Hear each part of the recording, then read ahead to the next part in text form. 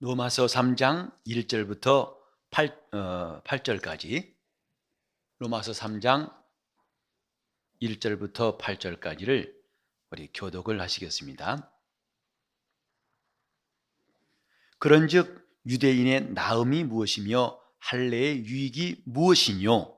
범사에 많으니 첫째는 저희가 하나님의 말씀을 맡았음이니라. 어떤 자들이 믿지 아니하였으면 어찌하리요? 그 믿지 아니함이 하나님의 미쁘심을 패하겠느뇨? 그럴 수 없느니라. 사람은 다 거짓되되 오직 하나님은 참되시다 할지어다. 기록된 바 주께서 주의 말씀에 의롭다함을 얻으시고 판단받으실 때 이기려 하심이라 함과 같으니라. 그러나 우리 불의가 하나님의 의의를 드러나게 하면 무슨 말 하리요? 내가 사람의 말하는 대로 말하노니 진노를 내리시는 하나님이 불의하시냐? 결코 그렇지 아니하니라. 만일 그러하면 하나님께서 어찌 세상을 심판하시리요? 그러나 나의 거짓말로 하나님의 참되심이 더 풍성하여 그의 영광이 되었으면 어찌 나도 죄인처럼 심판을 받으리요? 또는 그러면 선을 이루게 하여 악을 행하자 하지 않겠느냐? 어떤 이들이 이렇게 비방하여 우리가 이런 말을 한다고 하니 저희가 정죄받는 것이 옳으니라. 아멘. 오늘 이 말씀은 조금 귀를 기울여서 들으시면 좋겠습니다.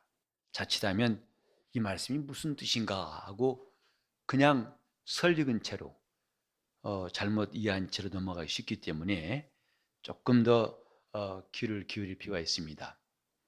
이미 우리가 읽었지만은 로마서 1장 1절부터 바로 17절까지는 서론으로서 복음에 나타난 하나님의 의, 이 의를 믿음으로 얻는다. 서론이면서 중요한 결론을 말했다고 그랬죠. 그 다음에 18절부터는 그 마지막 절까지는 이런 일반적으로 곧 이방이라고 할까요? 이방인들이 하나님 앞에서 어떻게 범죄하고 있는가? 하나님 앞에 불의를 행한 이방인들의 모습을 말했다면 2장 1절부터 오늘 여기까지는 유대인들의 죄, 곧 하나님의 진노를 가져오는 이방인들의 죄가 앞부분에, 그리고 2장 1절부터 오늘 여기까지가 유대인들에 관해서 말하고 있습니다. 유대인들도 그러면 어떤 하나님 앞에서 허물과 죄가 있느냐, 이걸 말하고 있는데, 우린 지난번 2장부터 봤듯이 바로 유대인들은 이런 이방인들에 대해서 곧 하나님의 말씀을 듣지 아니하고 자기 생각을 따라서 우상을 숭배하고 타락한 그들을 판단하고 정죄하기 바빴습니다. 그건 뭐냐면 그 기초에는 유대인들의 나음, 유대인들의 우월함. 이 본문에도 유대인의 나음이 무엇이냐 그랬죠. 유대인은 우월감이 있습니다. 이방인들에 비해서 큰 우월감이 있는데 그것은 하나님께서 자기들을 택하셨을 뿐만 아니라 자기들은 할례 받아서 이미 구별되었고 또 하나님께서 친히 그 말씀을 자기들에게 주셨고 그래서 자기들은 하나님을 섬기는 자들이라고 하는 그 누구에게도 꺾이지 아니하는 우월감이 있습니다.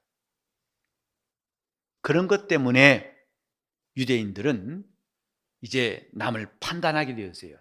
특히 이제 이방인들에 대한 판단, 곧 그들은 부정한 자라, 그들은 아주 자기들과는 수준이 같지 않고 정말 무시해도 괜찮고 형편없는 자들이라고 하는 판단이 늘 서 있었습니다.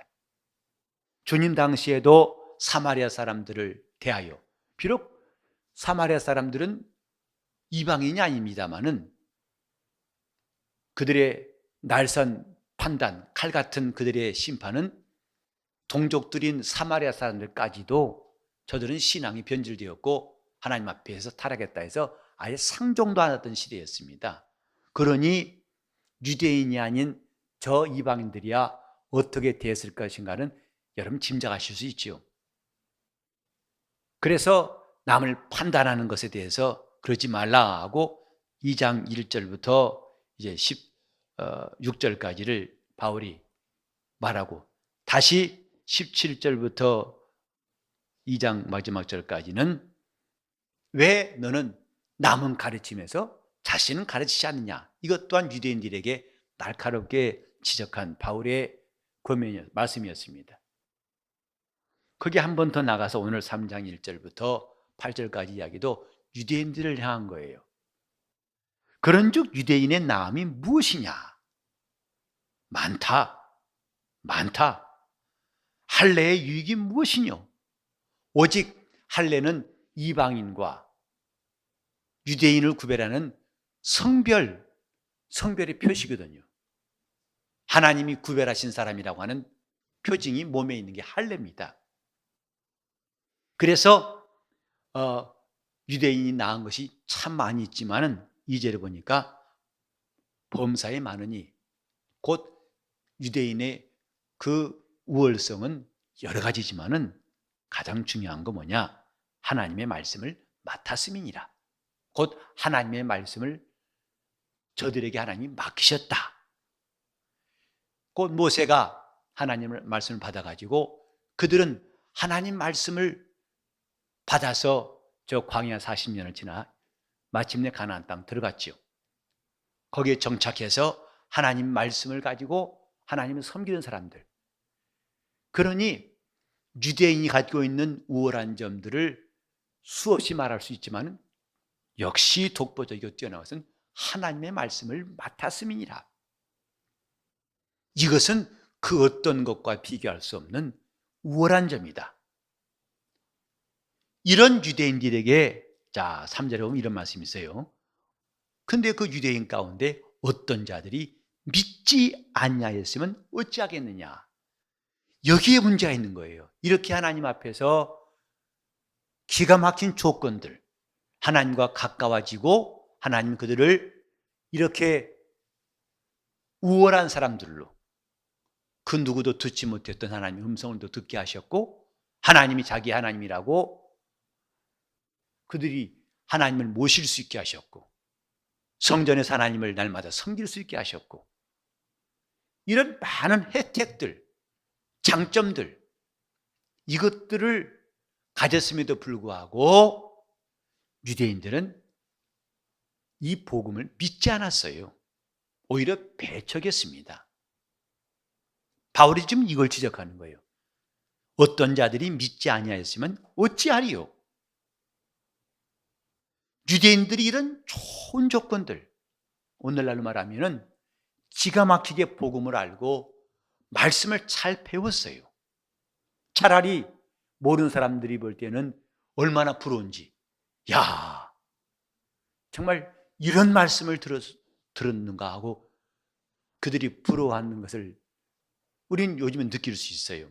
저도 해외 세미나 가서 종종 느끼는 것은 이런 말씀들이 있냐고, 아니 이런 성경에 이런 약속이 있냐고 하신 말씀들을 가끔 들어요. 놀래가지고. 또 이런 세미나가, 이렇게 성경만을 제대로 배울 수 있는 세미나가 자기는 처음이라면서 그들이 목말라 하고 사모하는 모습들을 어렵지 않게 볼 수 있습니다. 유대인들은 이를테면 그런 식으로 이방인들은 꿈꿀 수 없는 영적인 혜택을 받은 사람이라 이 말이죠. 그럼에도 불구하고 믿지 아니하였으면 어찌할 것이냐. 이런 조건에도 그들이 그 말씀을 허투루 듣고 무시하고, 그래서 그 말씀을 믿지 않으면 어쩌겠느냐. 그러면 그런다고 해서 하나님의 믿부심을 피하겠느냐? 그럴 수 없느니라. 즉 하나님이 그렇게 내놓으신 복음을 스스로 거둬들이시고 그 약속이 다시 무효가 되겠느냐? 유대인들이 믿지 않았을지라도 하나님은 그 복음을 취소하지 않는다 이 말이죠. 그걸 거둬들이지 않는다. 그 효력이 떨어지거나 그 효력이 없어지지 않는다. 왜? 사람은 다 거짓되지만 오직 하나님은 참되신 분이기 때문이다.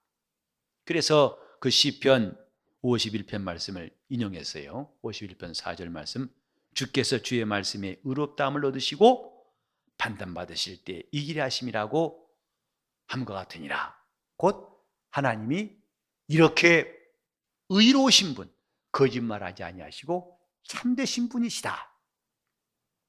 비록 유대인들이 믿지 아니할지라도 이 복음은 취소되거나 하나님의 효력을 정지시키거나 그것을 효력을 약화시키지 않는다.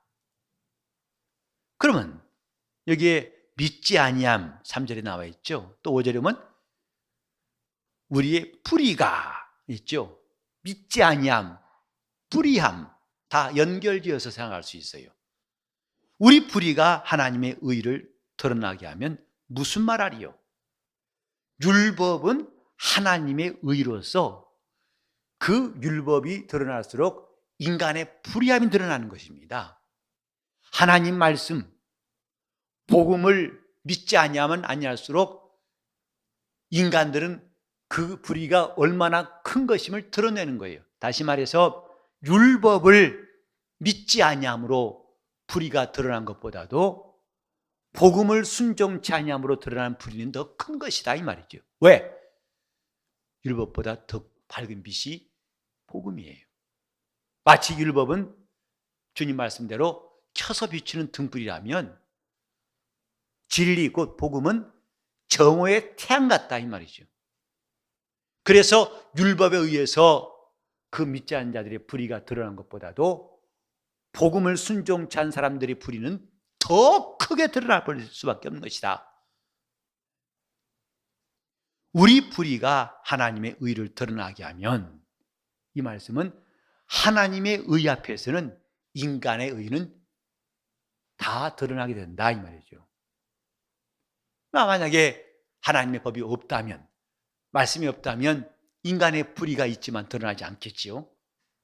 그러나 하나님의 의가 곧 의의 말씀이 이 땅에 온 다음부터는 인간의 불의가 지금까지 없다고 생각했던 우리가 다 드러난다 이 말. 마치 우리가 거울을 보기 전에는 우리 얼굴에 묻은 때를 알지 못했다가 거울을 비춰보는 순간에 이거 뭐 묻었구나 하고 얼른 그 얼룩을 지우고 묻은 것을 다 씻으려고 하듯이. 그러니까 인간의 불의가 하나님을 드러나게 한다면, 그렇다면 바로 그것이 잘못된 것이냐? 아니다. 진노를 내리시는 하나님이 그럼 불의하시단 말밖에 되지 않느냐? 하나님이 그러면 진노를 내리실 때 그분이 불의하신 분이 될 수 있느냐? 인간이 하나님을 불순종함으로써 점점 그 불의가 드러나게 되어 있죠. 왜? 순종하라는 그 말씀 자체가 하나님의 의가 되기 때문에 그 말씀이 있는 한 그 말씀 앞에서 불순종할수록 불의는 드러나게 되어 있는 거예요. 여기에 믿지 아니하였으면 곧 우리의 불의가 다 지금 같은 짝으로 보시면 좋을 거예요. 그래서 하나님이 6절에 보면 만일 하나님이 불의하시면 어떻게 세상을 심판하시겠느냐? 그러니까 불의하시지 않다 이 말이죠. 사람들은 그러죠. 왜 하나님의 말씀이 우리의 불의를 드러내냐고. 그게 하나님 말씀이에요. 저는 어렸을 적에 지금은 좀 아주 치아가 이쁘게 나 있습니다만은 전니 처음에 이제 태어날 때부터 가졌던 이가 아직 남아 있을 때 그때 참 이가 많이 썩었어요. 그래가지고 앞에 있는 이들도 새까맣게 썩었습니다. 단 것을 많이 먹었는지 뭐였는지 하여튼간에 정면에 있는 2개, 3개 이가 다 새까매서 폭패가 새까맸어요. 그래서 그 이를 볼 때마다 이 하면 다 시커매지니까. 근데 어렸을 때 한 며칠 양치질 안 했더니 이가 하얘지더라고요. 그게 참 좋아 보였어요. 와, 이게 뭐냐면 밥 찌꺼기가 다 안에 채워져 가지고 이제 매끈해진 거예요. 그러니까 그때는 아무리 웃어도 까만 게 안 보여서 와, 이빨 안 닦는 게 좋겠다. 양치질했더니 시커멓게 드러나고 안 하면 하얘지고. 그때는 미백 효과가 그 음식물 찌꺼기 때문에 미백 효과가 나와가지고 하얘거든요. 그래서 한때는 제가 양치질하지 말까 할 마음 생겼어요. 하면은 다 새까맣게 드러나니까. 마치 율법은 이렇게 감추었던 불의를 자꾸 드러나게 하는 것이거든요. 율법이 있을수록 우리 불의는 점점 드러나게 되어 있어요. 그래서 바울은 말하길 우리 불의가 하나님의 의를 드러나게 한다는 표현으로 말한 거예요. 그러니까 어떤 사람들이 또 이런 구실을 대는 거죠. 아니, 당신이 말하는 하나님의 의가 결국은 우리가 불의할수록 그분의 의가 드러난다며? 이게 말이 되는 거야? 라고 지금 실문하는 것을 바울이 인용한 것이다 이 말이죠. 뭐 그런 의가 다 있어. 우리를 용서해야 하나님의 의지, 우리 불의가 하나님의 의를 자꾸 드러나게 한다고? 이렇게 믿지 않은 악심을 품고서 거칠게 하나님 앞에 대항하는 사람들의 이야기를 말한 것이고, 또 그 다음에 7절도 보면은 자칫하면 여러분이 이 내용을 좀 혼란 가질 수 있는데, 그러나 나의 거짓말로 하나님의 참되심이 더 풍성하여 그의 영광이 되었으면 어찌 나도 죄인처럼 심판을 받으리요. 여기에 이 나라는 주어를 잘못 알면은 이 성경이 이해가 안 됩니다. 여러분 얼른 보면 이 나가 누구 같아요? 바울 같죠? 그러면 바울이 거짓말해서 하나님의 참되심이 더 풍성해가지고 그의 영광이 되었으면 어찌 나도 죄인처럼 심판을 받으리요? 나는 받지 않을 것이다. 이렇게 들리기 쉽다 이 말이죠.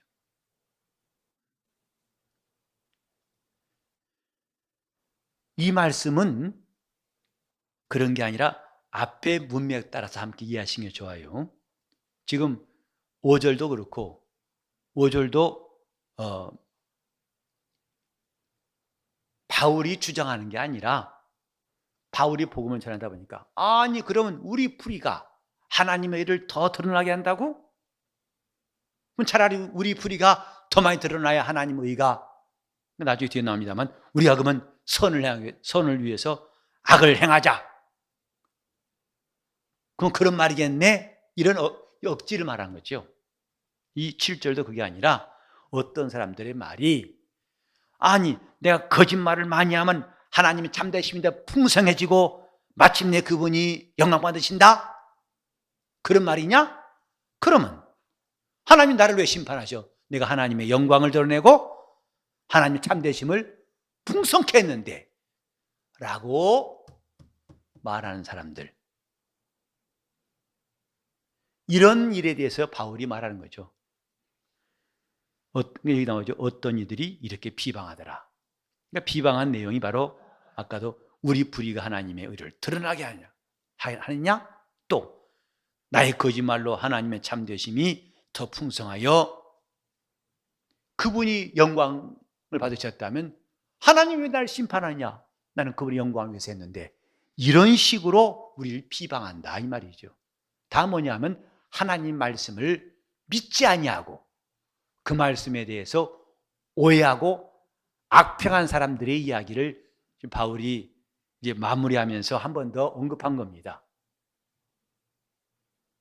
아이고, 이해가 가시는지 저희가 뭔지 모르겠네. 무슨 뜻인지 알겠어요? 정신없이 읽으면 이게 앞뒤가 무슨 소리야? 갑자기 바울이 거짓말했단 말인가?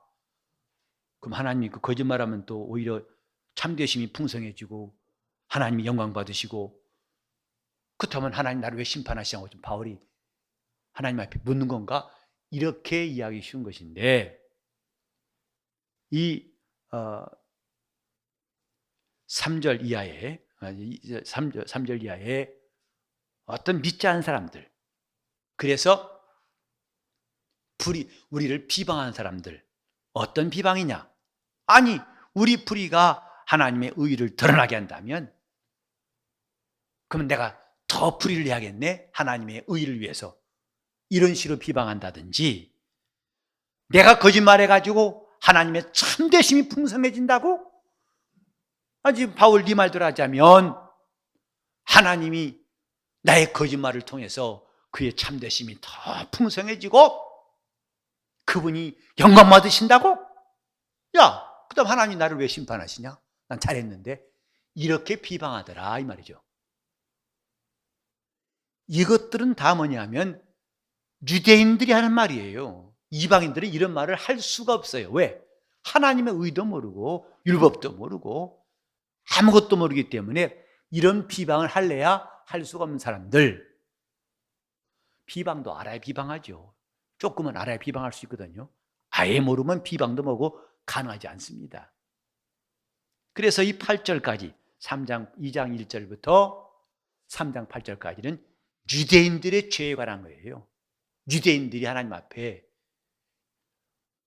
범한 죄의 양상이 이런 것이고, 아까 1장 18절부터 마지막 절까지는 이제 그 이전 이방인들, 유대인 밖에 있는 이방인들이 하나님 앞에 온갖 합당치 못한 일을 행하고 더러움과 그다음에 모든 부끄러운 욕심에 하나님이 내버려 두심으로 그렇게 하나님 앞에서 타락해간 모습들을 말한 것이고, 이제 그 마무리 부분이 오늘 읽은 3장 1절부터 8절인데 이런 일들을 말한다 이 말이에요. 그러니까 바울 사도가 볼 때는 이렇게 비방한 사람들은 저희가 정죄받는 것이 마땅하다. 하나님 말씀을 오해한 사람들은 이런 정죄를 받을 수밖에 없다. 이게 바울의 말입니다. 뭔 말인지 이해할 마음이 생기려고 한다고 말할 수 있다고 할 수 있다 이 말 할 수 있죠. 우리는 지금 하나님 말씀에 대해서 이 두 가지 중요한 측면, 이방인과 유대인. 이방인은 그 말씀에 미치지도 못한 것이고 유대인은 그 말씀을 지나쳐버린 것이다 이 말이죠. 마치 오늘날 종교와 신비주의 같아요. 기독교의 양극단, 하나는 종교화된 기독교, 또 하나는 신비주의에 빠져버린 기독교를 오늘날 우리가 어렵지 않게 발견할 수 있어요. 이것은 한국뿐만 아니라 전 세계 6대주의 공통적인 것을 저는 생각해요. 왜? 가는 곳마다 이것을 다 발견할 수 있어요. 그러니까 하나님을 섬긴다면서 한쪽을 치우쳐서 곧 말씀하면서 성령의 역사를 부인하다 보면은 그대로 종교가 될 수밖에 없습니다. 기독교는 성령의 역사 없으면은 더 이상 기독교를 할 수 없어요. 교회도 사람들이 모여서 세우니까 교회가 아니라 성령이 역사하셔야만 주님의 교회예요. 성령의 역사가 없는 교회는 자연히 종교가 될 수밖에 없어요. 그런가 하면 이렇게 차가워진 교회에 뭔가 새로운 바람이 필요하다 해가지고 사모하다가 약 1세기 전부터 오순절 운동이 전 세계에 쭉 퍼졌죠. 그들은 성령의 역사를 사모합니다. 아주 사모하죠. 신령한 걸 사모하죠. 그건 잘했어요. 침례를 줄 뿐만 아니라 방언도 말하고 은사를 말합니다. 그런데 거기서 더 나가버린다. 진리를 초월해버린다 이 말이죠. 그러니까 요즘에 전 세계적으로 유행한 게 뭐냐면 예언입니다. 그 사람에 대한 예언이에요. 그 예언 못하면 신령한 목사 같지 않아요. 예언한다고 해야 목사처럼 대접받죠? 예언도 못하면 목사 같지도 않습니다. 하나님이 당신에게 이런 말씀하셨다, 이렇게 하셨다. 그건 진리를 초월한다. 마치 유대인들이 예수를 초월해서 하나님을 섬긴 것과 똑같다 이 말이죠. 그들에게 복음이 들려왔지만은 그들은 예수를 초월해버렸어요. 왜? 이런 예수는 하나님이 보내신 메시아가 아니라는 거죠. 그들이 바라고 있는 메시아는 다른 주님이 공생애 동안 보이신 모습과는 동떨어져 있는, 전혀 상관없는, 그래서 오병이의 이적을 베푸신 다음에 이야 이런 분이라면 우리의 메시아 될 수 있어 해가지고 예수를 왕 삼으려고 했지만은 주님은 그들을 피해 가시더라 했어요. 그들이 바라는 메시아는 예수님 같은 메시아가 아니었습니다. 다윗같이 로마를 단번에 격퇴시키고 정말 그들의 자존심을 확 살릴 수 있는, 맞아, 이것이 하나님의 메시아다고 막 자랑하는 그런 아주 화려하고 힘있고 멋있는 메시아, 그를 꿈꿨는데 예수께서 하신 일은 그들의 마음을 영 실망과 함께 미움으로 가득 차게 만들었어요. 저런 메시아는 안 믿는다고. 그래서 빛이 이 땅에 오셨지만은 그 빛을 영접지 않았어요. 예수를 초월해버렸다 이 말이죠. 여기도 3절에 어떤 자들이 믿지 아니하였다. 유대인들은 안 믿었어요. 왜? 그들 눈에는 예수가 안 보여요. 그런 예수는 양이 안 찬다 이 말이죠.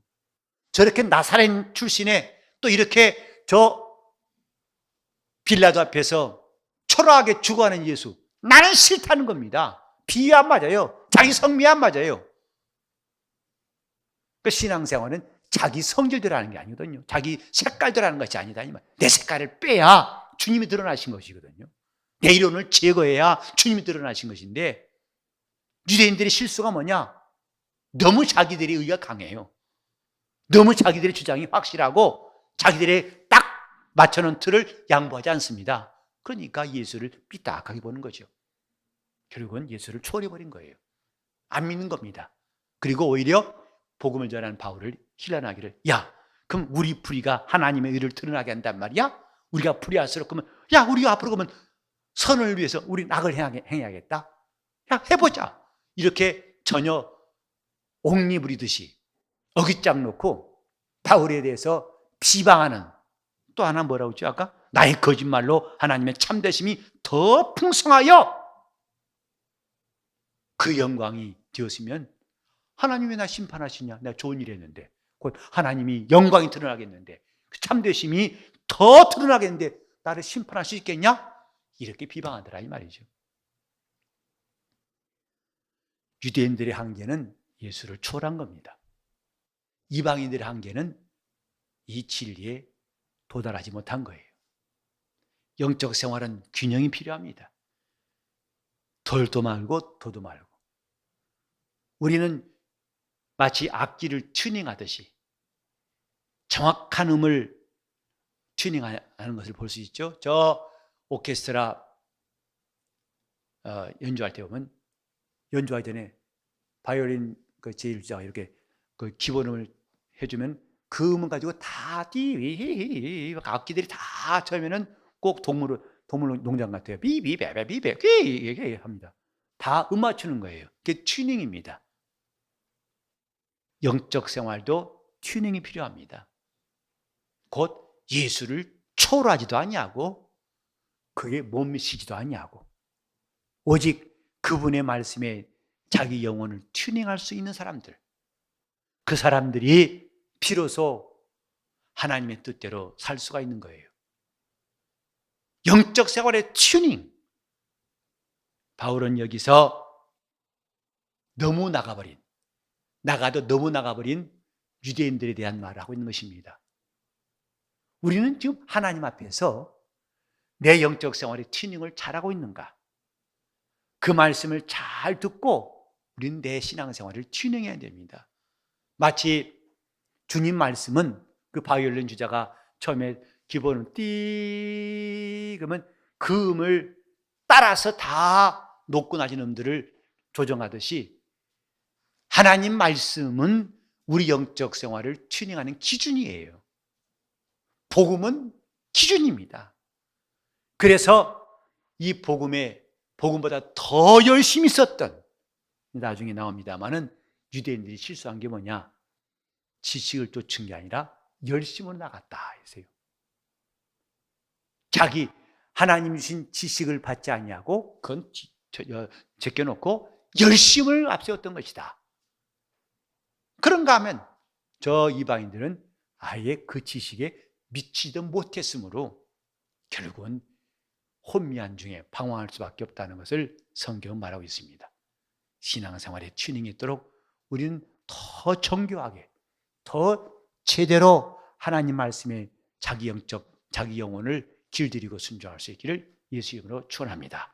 하나님은 신실하신 분, 하나님은 참으로 인간들이 믿지 않는다고 그 복음의 효력이 떨어지게 한다든지 그걸 철수하신 분이 아니라 믿지 아니할지라도 그 복음을 믿고 그 복음의 가치를 아는 사람들을 주님이 만나실 때까지 이 복음을 하나님 이 땅에 보내셨고, 마침내 그 복음을 만난 사람들이 밭에감 주인 보화를 가진 사람 마냥 전심전력으로 주를 따르게 된다는 것을 우리는 잘 알고 밭에감 주인 보화를 찾을 수 있기를 예수 이름으로 축원합니다.